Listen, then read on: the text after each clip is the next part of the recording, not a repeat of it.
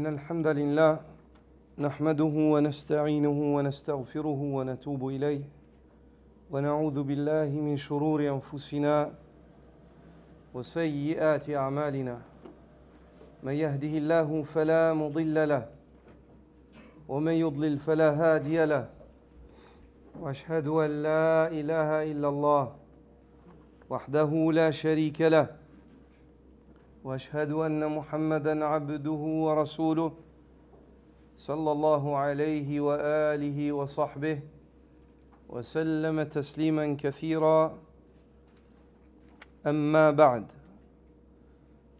En cette journée du 1er Dhul-Hijjah de l'année 1445 de la Hijra du prophète sallallahu alayhi wa sallam, correspondante au 7 juin 2024, nous reprenons l'étude des questions. Et ici, nous avons fait mention là, dans le dernier cours, lors de la question 19, d'une évocation globale des conditions de la ilaha illallah. Et on avait demandé aux frères de les apprendre par cœur. Qui les a appris par cœur?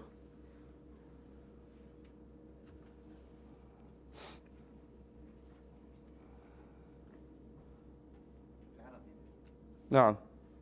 الشرط الأول العلم بمعناها نفيا وإثباتا.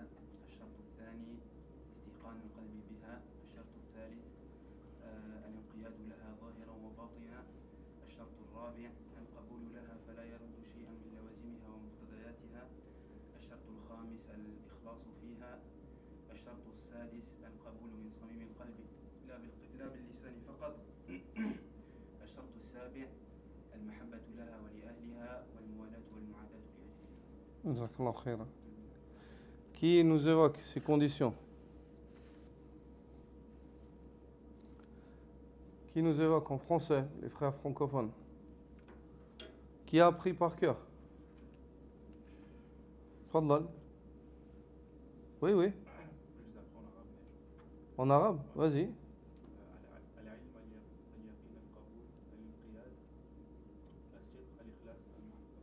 Jazakallah khairan. En français? Oui. La connaissance, la certitude, Ouais. l'acceptation, Ouais. la soumission, Ouais. la sincérité, Ouais. la véracité, Ouais. l'amour pour ses adeptes. Très bien. Qui d'autre? Il faut apprendre ces conditions, Inch'Allah. Faites l'effort pour les semaines, les semaines suivantes, de les connaître, Inch'Allah. Donc, Inch'Allah, aujourd'hui, on entreprend la question 20, lorsque l'auteur, rahmatullahi ta'ala alayh, développe sur chacune de ces conditions. Iqra, ya akhi. Bismillah, wassalatu wassalamu ala rasulillah, sallallahu alayhi wa alihi wa sahbihi. قال المصنف رحمه الله: سؤال: ما دليل اشتراط العلم من الكتاب والسنة؟ قال الله تعالى: إلا من شهد بالحق أي بلا إله إلا الله وهم يعلمون بقلوبهم معنى ما نطقوا به بألسنتهم. وقول النبي صلى الله عليه وسلم وقول النبي صلى الله عليه وسلم من مات وهو يعلم أن لا إله إلا الله دخل الجنة. L'auteur dit qu'Allah lui fasse miséricorde. Question numéro 20. Quelle preuve est tirée du Coran et de la Sunna de la connaissance?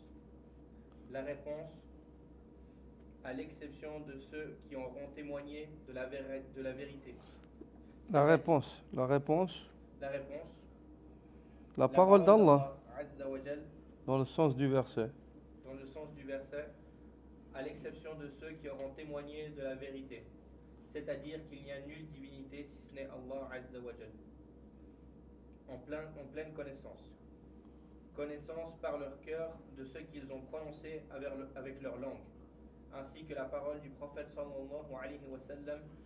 Celui qui meurt en sachant qu'il n'y a nulle divinité si ce n'est Allah entrera au paradis. نعم. بسم الله والحمد لله والصلاة والسلام على رسول الله صلى الله عليه وآله وصحبه وسلم تسليما كثيرا. Dans cette question numéro 20, l'auteur entreprend l'explication des conditions qu'il a évoquées au préalable, les conditions de la ilaha illallah. Et il dit, quelle est la preuve tirée du Coran et de la Sunna par rapport à l'exigence de la connaissance quant à l'utilité de la ilaha illallah? Si tu veux tirer plein profit de la ilaha illallah, il faut que tu aies connaissance de son sens ainsi que ce qu'elle implique. Il évoque à cela comme dalil la parole d'Allah subhanahu wa ta'ala, illa man shahida bil haqq, si ce n'est que ceux, à l'exception de ceux qui auront témoigné de la vérité. Wa hum ya'lamun, ils auront témoigné de la vérité en pleine connaissance. C'est-à-dire qu'ils ont témoigné de la vérité, la ilaha illallah, cette vérité qui veut dire que nul n'a le droit d'être adoré si ce n'est Allah. Wa hum ya'lamun, et ils ont pleine connaissance de son sens et de ce qu'elle implique lorsque tu l'as dit. Puis il dit connaissance par leur cœur de ce qu'ils ont prononcé avec leur langue. Ainsi, il évoque aussi la parole du prophète sallallahu alayhi wa sallam, Man mata wa huwa ya'lamu annahu la ilaha illallah dakhala al-jannah, celui qui meurt en sachant qu'il n'y a de divinité nulle d'être adoré si ce n'est Allah entrera au paradis. Ceux qui meurent en sachant qu'il n'y a de divinité en droit d'être adoré si ce n'est Allah entrera au paradis. Il est primordial d'évoquer que ce hadith-là, ayyuha al-ikhwa, pour en tirer la bonne compréhension et rester dans l'équilibre de la croyance des gens de la sunna, il faut l'associer à d'autres hadiths dans lesquels le prophète sallallahu alayhi wa sallam évoque les œuvres, l'importance des œuvres, et que les œuvres jouent un rôle dans la question de la foi, et que celui qui témoigne que la ilaha illallah se doit aussi d'accomplir sa salat, il se doit aussi de s'acquitter de sa zakat, il se doit aussi de jeûner son mois de Ramadan, il se doit aussi d'accomplir le hajj. Et s'il fait tout cela et il s'acquitte de toutes ses obligations religieuses, à ce moment-là, il peut espérer entrer au paradis, dukhulan awwaliya, entrer au paradis directement. Quant au fait qu'il soit manquant ou négligent sur ce qu'implique la ilaha illallah, qui est l'obéissance à Allah azza wa jal, et le fait de s'acquitter de ses piliers, à ce moment-là, le fait qu'il entre au paradis, ça ne veut pas forcément dire qu'il ne passe pas par l'enfer avant d'y entrer. Car dukhul al-jannah ala darbayn, l'entrée au paradis est de deux catégories inda ahli sunnah wal jama'a. Dukhulan awwaliyan bi ghayri hisabin wala adhab, une entrée directe sans qu'on te fasse tes comptes et sans qu'on te châtie. Wa dukhul ba'da tathirin wa hisab wa adhab, et une entrée après purification, jugement, purification et châtiment, qu'Allah nous en préserve. Et Allah subhanahu wa ta'ala, lorsqu'il a classé ou classifié ou catégorisé les héritiers de la ilaha illallah, les héritiers du livre de la révélation du tawhid, il les a classés en trois catégories. ثم أورثنا الكتاب الذين اصطفينا من عبادنا فمنهم ظالم لنفسه ومنهم مقتصد ومنهم سابق بالخيرات بإذن الله. Puis nous avons donné en héritage le livre à ceux qu'on a élus parmi nos serviteurs. Il y en a parmi eux qui sont injustes envers eux-mêmes. C'est ceux qui délaissent les obligations et s'acquittent de certains interdits. ومنهم مقتصد, et il y en a parmi eux qui sont sur une religion médiane, sur une voie médiane, équilibrée. Ils s'acquittent de leurs obligations et délaissent les interdits. ومنهم سابق بالخيرات بإذن الله. Il y en a parmi eux qui concourent au bien par la permission d'Allah. Donc on voit que les gens, les partisans de la foi sont de trois catégories. Injustes envers eux-mêmes, équilibrés, et ceux qui concourent aux bonnes œuvres, et ceux qui concourent aux bonnes œuvres. Pour étudier ce point-là, ce shart qui est le premier shart de la foi, j'aimerais vous lire l'explication de Cheikh Saleh Sindi, hafidhahullah, de ce point-là. Al-shart al-awwal, la première des conditions de la ilaha illallah, al-ilm al-munafi lil-jahl, c'est la connaissance qui va en opposition à l'ignorance. قال الشيخ ابن سمحان فأولها العلم المنافي لضده من الجهل إن الجهل ليس بمسعد فلو كان ذا علم كثير وجاهلا بمدلولها يوما فبالجهل يرتدي. Il dit, le Cheikh Ibn Samhan a dit concernant cette condition-là, فأولها العلم المنافي لضده. La première des conditions de la ilaha illallah, c'est la connaissance, qui va en opposition avec son opposé. L'ilm, il va en opposer à quoi? À l'ignorance. Min al-jahl, c'est la première des conditions, c'est la connaissance qui s'oppose quant à elle à l'ignorance. Inna al-jahla laysa bimus'idi, ceci car l'ignorance n'est pas une chose qui élève et qui conduit au bonheur ou à l'élévation. فلو كان ذا علم كثير وجاهلا بمدلولها يوما فبالجهل يرتدي. Si l'homme, il était à la base paré d'une connaissance autour de la ilaha illallah et ce qu'elle implique, وجاهلا بمدلولها, si l'homme est paré de grandes connaissances dans la religion, mais il est ignorant quant au fait que ce qu'implique la ilaha illallah, فبالجهل يرتدي, c'est par l'ignorance qu'on va le classer. C'est l'ignorance qui sera son vêtement, sa couverture. Donc si l'homme est hafiz du Coran, ou hafiz de la sunna, ou hafiz de la religion, faqih, yusharu ilayhi bil banan, mais en opposition à cela, il contredit la ilaha illallah. Il va vers la tombe et il dit Madadi ya Rasulallah, aide-moi au messager d'Allah. À quoi ça lui sert son hifz? Son ilm, il lui sert à quoi? فبالجهل يرتدي وإن ذا علم كثير وجاهلا بمدلولها فبالجهل يرتدي قال رحمه الله. Même si l'homme est paré de grandes connaissances, il a beaucoup de savoir, mais il est ignorant quant au fait que ce qu'implique la ilaha illallah, il sera ignorant, classé comme ignorant auprès d'Allah Azza wa Jalla et auprès des gens de la religion. C'est un jahil. Et même si l'homme ne connaît que Surat al-Ikhlas et al-Fatiha, mais qu'il connaît la ilaha illallah, ce qu'elle implique, et il met en pratique, cet homme-là, il sait ce qu'il doit savoir. Est-ce que vous avez compris? C'est clair. والمراد بهذا الشرط العلم بمعناها. Ce qui est voulu par cette condition, c'est le fait de connaître le sens de la ilaha illallah. الذي سبق بيانه من النفي والإثبات. Ce fait de connaître le sens de la ilaha illallah dans son explication, elle a précédé, on a expliqué nous aussi cela. C'est quoi le sens de la ilaha illallah?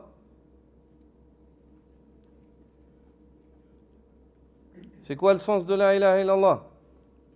Les frères. Oui? Si ce n'est Allah. Mais elle comprend quoi, la ilaha illallah? Elle comprend deux phrases. Une phrase négative et une phrase affirmative. La ilaha, nul n'a le droit d'être adoré, illallah. Le fait que Allah Azza wa Jalla, l'adoration, le culte lui revient de droit. Qu'il est obligatoire aux créatures d'adorer leur créateur. Est-ce que c'est clair? Ça, c'est ce que tu dois savoir. Quand tu as compris cela, tout ce qui s'appelle ibada, adoration, tu ne le fais pas pour autre que Allah Azza wa Jalla. Est-ce que c'est clair? Ça, c'est la compréhension du sens de la ilaha illallah. Quand tu as compris ça, tu n'as pas besoin de demander à un imam est-ce qu'on peut aller vers la tombe du prophète sallallahu alayhi wa sallam et lui demander.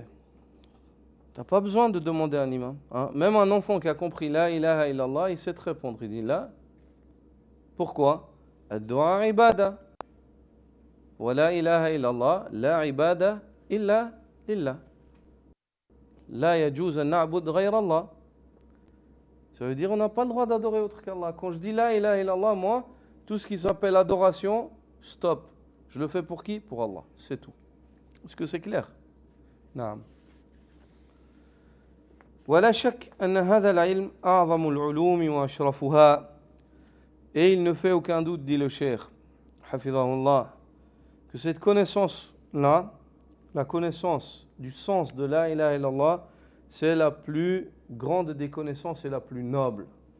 La plus grande chose que les hommes puissent connaître et la plus noble des connaissances à laquelle ils peuvent avoir accès, c'est le fait de connaître la ilaha illallah. Celui qui connaît la ilaha illallah, alhamdulillah, il connaît ce qu'il doit connaître dans le dunya. Celui qui ignore la ilaha illallah, il a beau acquérir toutes les connaissances du dunya, elles ne lui servent à rien. Est-ce que vous avez compris? Est-ce que, avec ça, on ne veut pas dire qu'il ne faut pas apprendre? Si tu apprends au-dessus de cela, c'est bien. Mais la base, c'est le fait de connaître ce pourquoi tu as été créé. La ilaha illallah. وقد أمر سبحانه عباده به فقال فاعلموا أنما أنزل بعلم الله وأن لا إله إلا هو. Et Allah a commandé à ses serviteurs le fait de se parer de cette connaissance. Il leur a ordonné de savoir cela. Il leur a dit, comme dans Surat Hud, fa'alamu, sachez, annama unzila bi'ilmillah, que ce Coran-là, il a été révélé par le savoir d'Allah. Wa an la ilaha illahu. Et qu'est-ce qu'il y a dans ce Coran, ou pourquoi il a été révélé? Et sachez qu'il n'y a de divinité en droit d'être adoré si ce n'est lui. Subhanallah. Tout le Coran, il est descendu pour quoi? Pour le tawhid. Tout le Coran, il est descendu pour expliquer la ilaha illallah. Tout le Coran, le but du Coran, c'est ça. C'est que toi, tu comprennes que la ilaha illallah. Regarde ce qu'Allah a dit. Fa'alamu annama unzila bi'ilmillah. Sachez qu'il est descendu par le savoir d'Allah. Ce Coran-là, il émane du ilm d'Allah. C'est la parole d'Allah. Wa an la ilaha illa hu. Et dans ce Coran-là, il y a quoi? Et il y figure le fait qu'il n'y a de divinité en droit d'être adoré si ce n'est lui. Si ce n'est lui. قال البغوي رحمه الله أي فاعلموا أن لا إله إلا هو. Ce verset-là, dit l'imam al-Baghawi dans son tafsir, ce verset-là veut dire « Sachez, ô vous gens, que personne n'a le droit d'être adoré si ce n'est lui. » Sachez, ô vous gens, que personne n'a le droit d'être adoré si ce n'est lui. كما أمر الله سبحانه به نبينا محمدا عليه الصلاة والسلام والأمر لأمته أيضا فقال سبحانه فاعلم أنه لا إله إلا الله. قال ابن جرير يقول تعالى ذكر لنبيه محمد صلى الله عليه وسلم فاعلم يا محمد أنه لا معبود تنبغي أو تصلح عبادته أو تصلح له الألوهية ويجوز لك وللخلق عبادته إلا الله الذي هو خالق الخلق ومالك كل شيء يدين له بالربوبية كل ما دونه. Puis le cheikh dit, Allah a aussi ordonné son prophète Muhammad sallallahu alayhi wa sallam par le même ordre et par conséquent sa communauté aussi. Allah dit, Fa'alam, sache ô Muhammad que nulle divinité n'est en droit d'être adorée si ce n'est Allah. Dans Surat Muhammad, sache ô Muhammad que nulle divinité n'est en droit d'être adorée si ce n'est Allah. C'est-à-dire, il ordonne le prophète sallallahu alayhi wa sallam de se parer, de se savoir autour de la ilaha illallah, autour du tawhid. Fa'alam أنه لا إله إلا الله.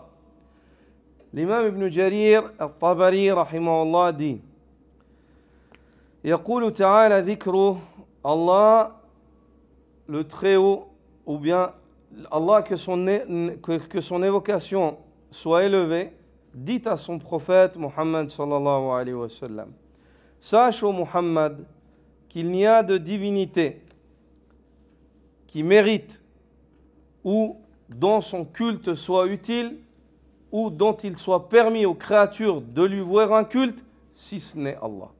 Sache, ô Muhammad, qu'il n'y a de divinité qui mérite d'être adorée ou dont son adoration porte utilité ou dont il est permis aux créatures de la vénérer et de l'adorer, si ce n'est Allah.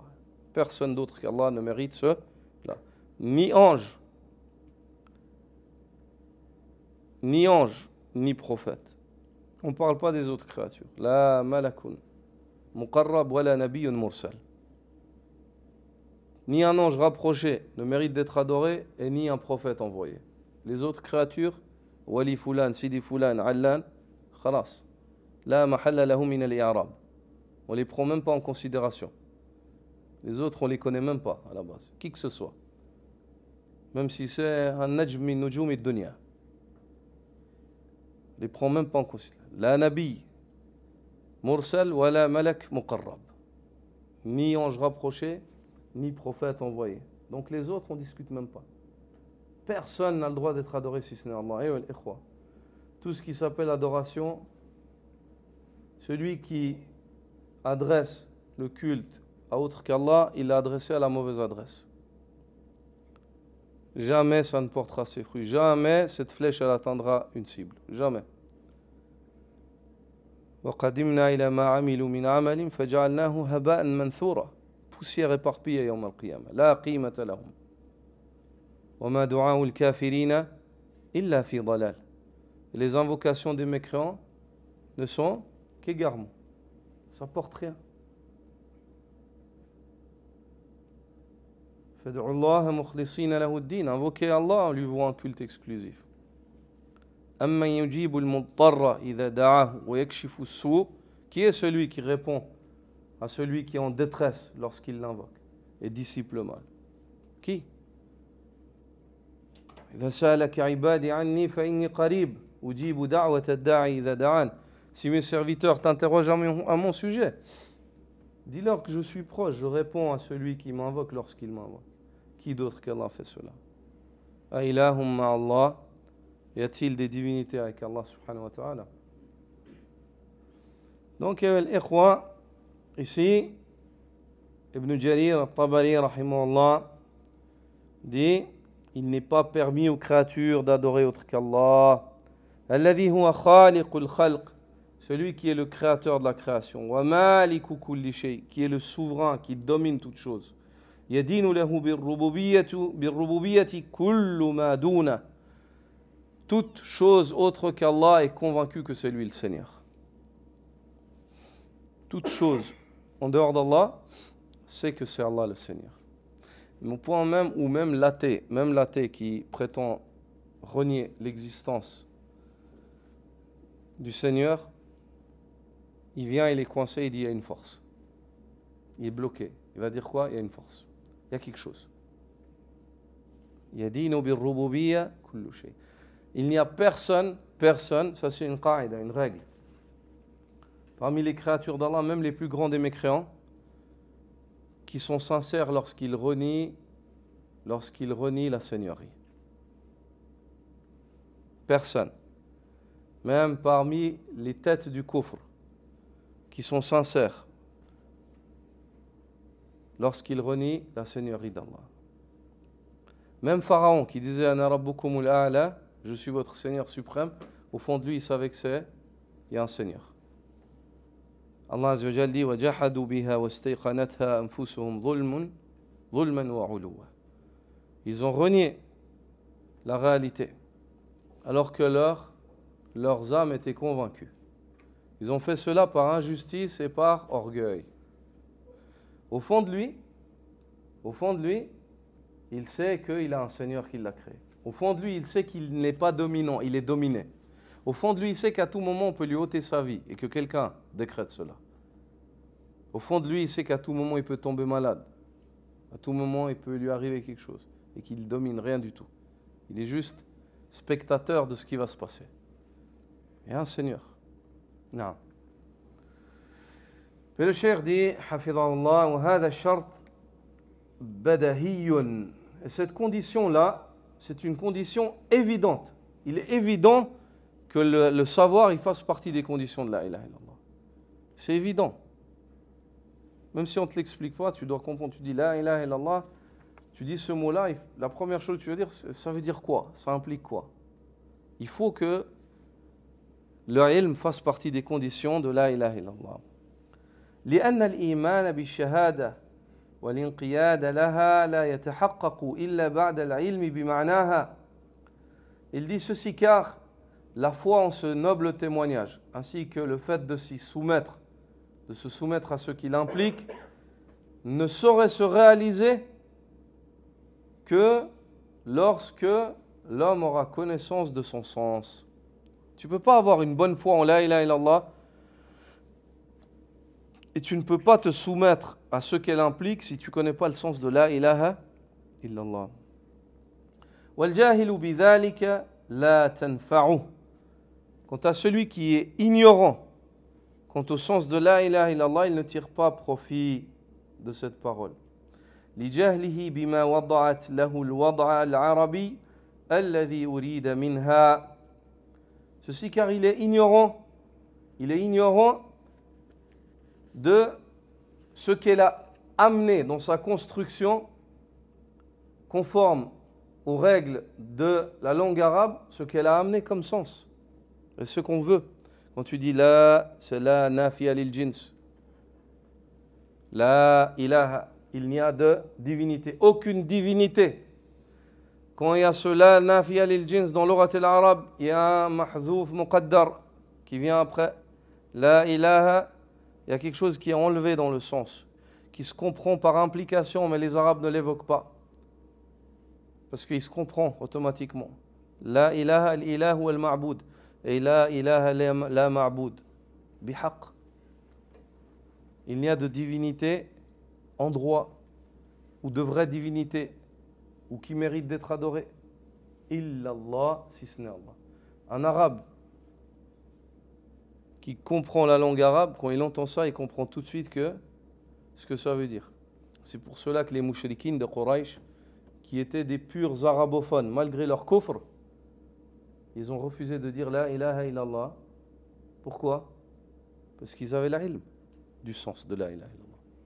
Kanu ya'lamoun. Ils savaient ce que ça veut dire la ilaha illallah. Vous avez compris?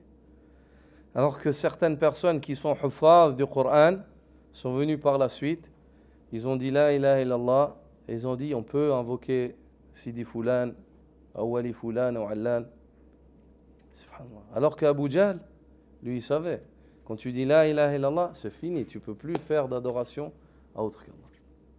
Aj'ala al-alihata ilaha wahida, inna hadha la shay'un ujab. A-t-il donc restreint toutes les divinités à une seule divinité? Ceci est bien une chose bien étonnante. Ils ont refusé de dire la ilaha illallah parce qu'ils savaient ce que ça veut dire la ilaha illallah. Parce qu'ils étaient purement arabo, c'était des vrais arabes. Puis il dit ce qu'elle amène dans les sens min nafi shirki wa ikhlas al-ibadati lillahi wahda.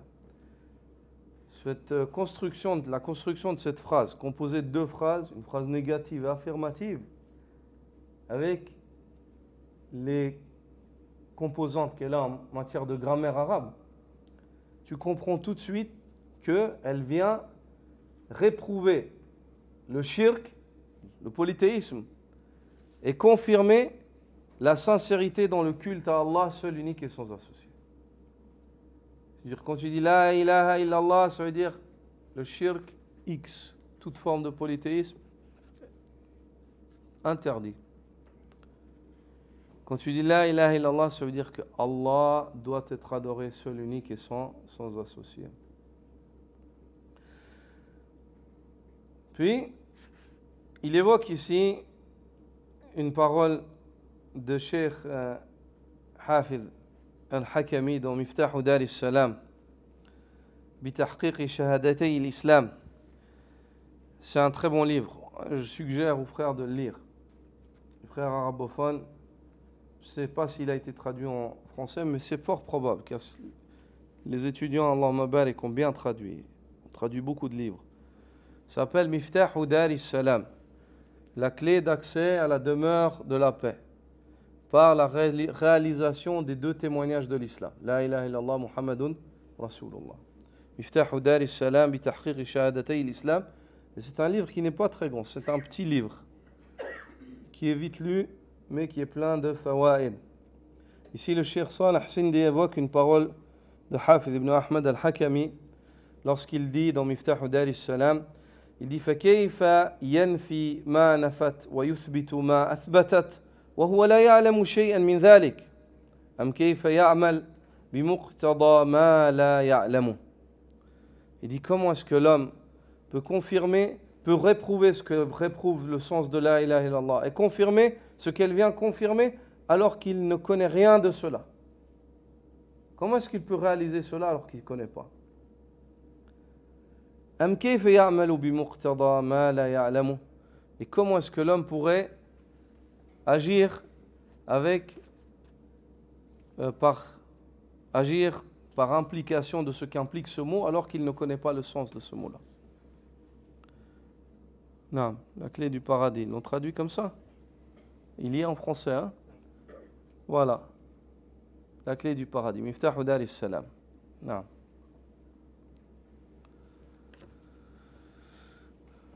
وقد تقدم أن الشهادة لا تكون شهادة إلا بالعلم بالمشهود به. Et le cheikh dit, et on a évoqué au préalable que la shahada, le témoignage, on ne peut pas appeler un témoignage si ce n'est lorsque la personne qui témoigne, elle sait de quoi elle témoigne. Même en dehors de la religion comme ça. Un témoin, il vient témoigner et dit, ouais, moi je viens témoigner. De quoi tu viens témoigner? Je ne sais pas de quoi je témoigne. On appelle ça un témoignage? Il est pris en considération ou pas? C'est khalas. Min bab awla, le témoignage de la ilaha illallah. Le mot shahada, témoignage, il implique que tu saches de quoi est-ce que tu témoignes. Quand on te dit, est-ce que tu témoignes? Oui. Tu es sûr? Oui. Il n'y a pas de doute, alhamdulillah. Tu es un témoin qui témoigne en pleine connaissance de cause. C'est ainsi, ikhwa. Il vous est obligatoire de savoir autour de ce témoignage, d'avoir la connaissance nécessaire autour de ce témoignage par lequel vous espérez rencontrer Allah. قال المعلمي عبد الرحمن المعلمي اليمني, parmi les savants contemporains, les décédés, rahmatullahi alayhi, il y a peut-être une quarantaine d'années, et les grands savants, les sunnah.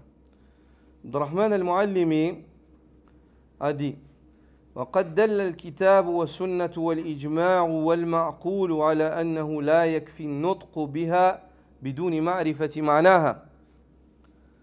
Il dit le livre, ainsi que la sunna, ainsi que le consensus, l'ijma', ainsi que la raison saine, toutes celles-là témoignent qu'il ne suffit pas de prononcer la ilaha illallah sans connaître son sens.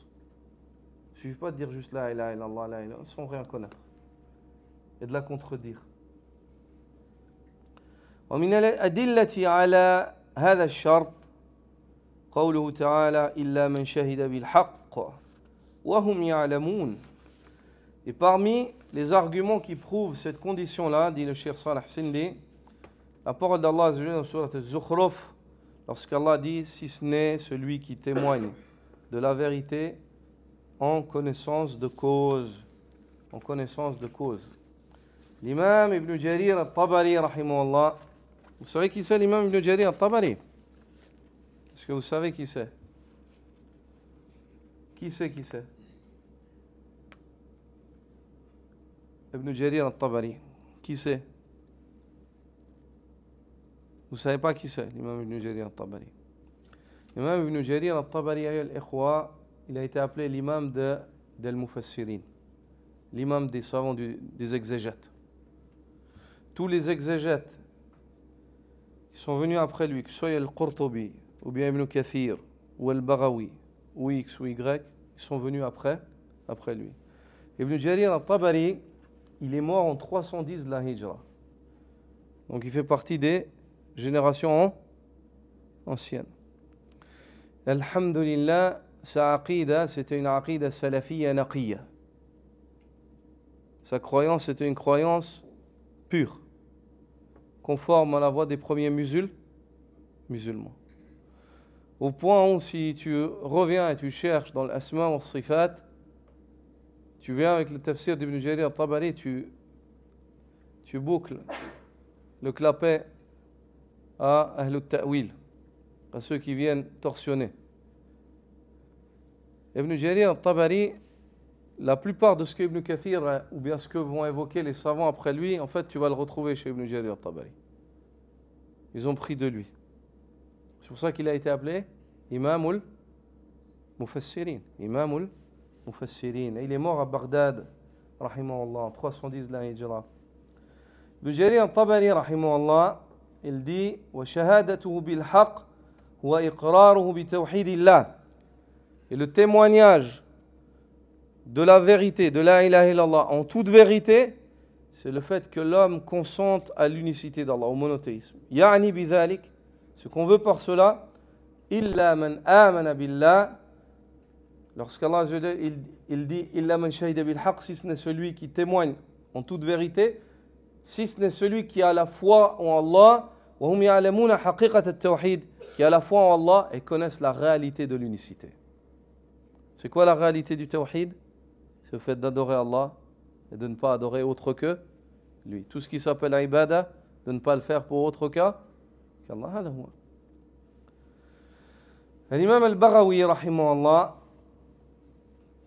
dit وأراد بشهادة الحق قول لا إله إلا الله. Et Allah, ce qui est voulu par le témoignage de vérité, c'est la ilaha illallah. كلمة التوحيد, la parole de l'unicité. وهم يعلمون بقلوبهم ما شهدوا به بألسنتهم. Il dit, ils sont convaincus par leur cœur de ce dont leurs langues ont témoigné. La langue, elle dit la ilaha illallah, le cœur, il est convaincu. Le cœur, il déteste le shirk et il est amoureux du tawhid. Est-ce que c'est clair? La langue, elle dit la ilaha illallah, le cœur, il répugne le shirk. Et il est attaché au monothéisme. Non. وقال الآلوسي رحمه الله إلا من شهد بالحق الذي هو التوحيد, si ce n'est celui qui témoigne de la vérité qui est le monothéisme.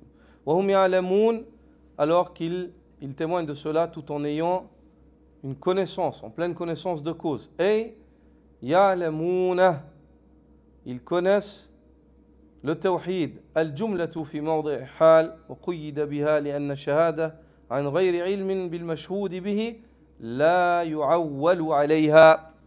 Il dit, c'est-à-dire, si ce n'est celui qui témoigne de la vérité, de la ilaha illallah, alors qu'il, en connaissance de cause, ils la connaissent, c'est-à-dire ils connaissent ce qu'implique la ilaha illallah. Il dit ceci car le témoignage d'une personne qui ne connaît pas, c'est un témoignage qui n'est pas pris en considération. On ne peut pas prendre le témoignage d'une personne qui ne sait pas. Il dit je viens témoigner mais je ne sais pas. Tu témoignes de quoi? T'es quoi comme témoin? Est-ce que c'est clair? Non. ومن الأدلة أيضا شيخ صالح سنديدي حفظه الله ومن الأدلة أيضا قوله عليه الصلاة والسلام من مات وهو يعلم أنه لا إله إلا الله دخل الجنة. Parmi les arguments aussi, la parole du prophète sallallahu alayhi wa sallam, lorsqu'il dit sallallahu alayhi wa alihi wa sahbihi wa sallam, celui qui meurt tout en sachant que la ilaha illallah entrera au paradis. فهذا الحديث صريح في أن من نطق بكلمة التوحيد مع علمه بها فهو ناج عند الله. Ce hadith-là est évident et pertinent quant au fait que celui qui prononce la parole du tawhid tout en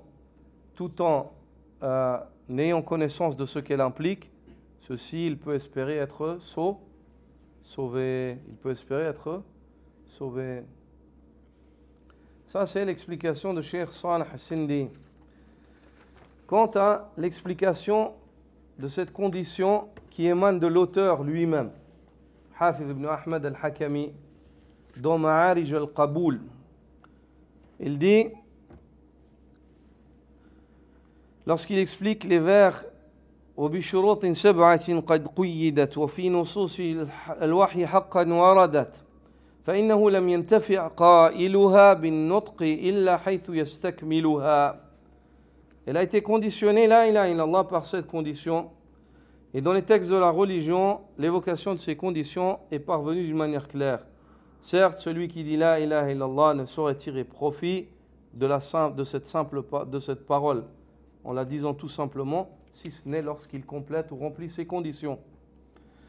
Puis il évoque et développe autour de cela, et il évoque ces conditions-là. Il dit Al-ilmu wal-yaqin wal-qaboul wal-inqiyad fadri ma aqulu wal-sidq wal-ikhlas wal-mahabba wa faqqaka Allahu lima ahabba. Il dit ces conditions-là sont la science, le savoir, la conviction, al-qaboul, l'acceptation, wal-inqiyad, la soumission, fadri ma aqul, comprends ce que je te dis, as-sidq, la véracité, véracité, non, il disait encore véridicité. Et ce mot-là, il était plus adéquat, c'est juste ça. La véridicité. La véridicité ou véracité, la sincérité et al-mahabba, l'amour. Wafaqqaka Allahu lima ahabba, qu'Allah t'accorde le succès en ceux qui l'aiment. En ceux qui l'aiment. Il dit dans Ma'arij al-Qaboul, rahmatullahi alayh, il dit هذا تفصيل الشروط السبعة السابق ذكرها التي قيدت بها هذه الشهادة. Il dit nous entreprenons le développement de ces 7 conditions dont nous avons fait mention au préalable dans le vers, par lesquelles est restreinte la pleine utilité de la ilaha illallah. La pleine utilité de la ilaha illallah. Hey, viens ici, viens ici. فاسغي سمعك واحضر قلبك لإملاء أدلتها وتفهمها وتعلقها. Tends bien ton oreille, dit-il. واحضر قلبك, et éveille ton cœur afin de rassembler les arguments autour de ces conditions-là, de les comprendre comme il se doit et de raisonner conformément à ceci. Puis, lorsque tu auras appris, agis conformément à cela. Quand tu as appris, mets en pratique.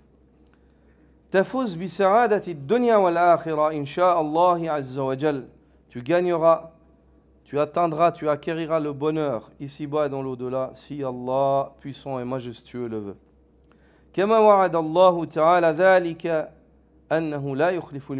Conformément à ce qu'Allah a promis, il a promis le fait qu'Allah ne rompt jamais ses promesses. Celui qui réalise ce qu'Allah attend, Allah lui promet et Allah ne rompt jamais ses promesses. Il dit al-ilmu bima'naha nafyan wa ithbata. La première des conditions, le sens de la ilaha illallah, la connaissance du sens de la ilaha illallah, qui comprend le fait d'avoir connaissance de la négation et de l'affirmation qu'elle implique. Al-awwal al-ilm, la première de ces conditions, c'est le savoir. Bima'naha al-muradi minha nafyan wa ithbatan al-munafi lil-jahli bidhalik. La première de ces conditions, c'est le savoir, la connaissance. La connaissance du sens de la ilaha illallah, ce qui est voulu par cette parole lorsqu'on l'a dit, et ce qu'elle implique comme négation et confirmation. Cette connaissance-là va en opposition avec l'ignorance. Qala Allahu azza wa jal, Allah, puissant et majestueux, dit Fa'alam annahu la ilaha illallah, sache qu'il n'y a de divinité en droit d'être adoré si ce n'est Allah. Donc sache, le savoir précède cette parole. Puis il dit Ta'ala illa man shahida bil haqq wa hum ya'lamun. أي بلا إله إلا الله وهم يعلمون بقلوبهم ما نطقوا به بألسنتهم. Il dit, et la parole d'Allah Azza wa Jalla sur Al-Zukhruf, si ce n'est celui qui témoigne de la vérité, de la ilaha illallah, وهم يعلمون, en pleine connaissance de cause, ils savent par leur cœur ce que leurs langues ont témoigné. وقال تعالى, et Allah le Très-Haut dit, شهد الله أنه لا إله إلا هو والملائكة وأولو العلم قائما بالقسط لا إله إلا هو العزيز الحكيم. Allah témoigne que nulle divinité n'est en droit d'être adorée si ce n'est lui, ainsi que les anges témoignent de cela, et ceux qui possèdent le savoir témoignent de cela. قائما بالقسط, en suivant l'extrême droiture.